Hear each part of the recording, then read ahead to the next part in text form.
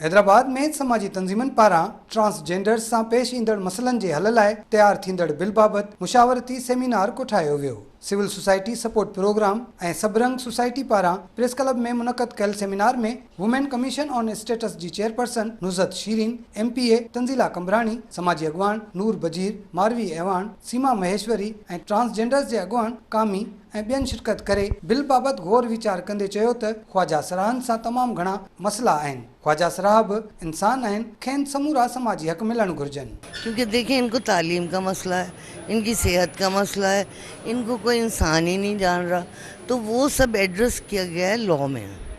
जब लॉ बनेगा, लॉ पास होगा, लॉ पे अमल दरामद होगा, तो इनके 50 या 75% मसले हल हो जाएंगे। सिंध गवर्नमेंट वाहिद गवर्नमेंट रही है जो हमेशा ह्यूमन राइट्स बेस्ड बिल जेके सब खां वधीक पास कया आहिनि। बियॉन्ड दैट के हू मर्द आहे, ट्रांसजेंडर आहे या औरत आहे, उनके बराबरी जा हक़ ॾिना वञनि। ही बि उन ई सोच जो हिकिड़ो स्टेप आहे। ख्वाजा सराह जो जंहिं ख़ानदान सां ताल्लुक़ आहे त उनमें वरासत जो हक़ नथो मिले, त हिते हिन बिल में इहा शइ शामिल कई वई त उनखे ओतिरो ई हक़ आहे जेतिरो ॿिए औलाद जो आहे। ट्रांसजेंडर बरादरी को जो आए दिन मुश्किलात का सामना है, कभी आप देखिए कि KPK के अंदर किस हद तक जो मर्डर सामने आते हैं ट्रांस के, और इसके अलावा ओवरऑल पाकिस्तान में आए दिन उन पे तशद्दुद, उन पे वायलेंस, उनको रहने के लिए जगह नहीं दी जाती। अगर वो हॉस्पिटल में चले जाएं तो वो औरतों की रो में खड़े रहेंगे या मर्दों की कतार में खड़े रहेंगे। ये बिल जो है वो ख़ास तौर पर ख्वाजा सराह के प्रोटेक्शन को देखते हुए बनाया जा रहा है।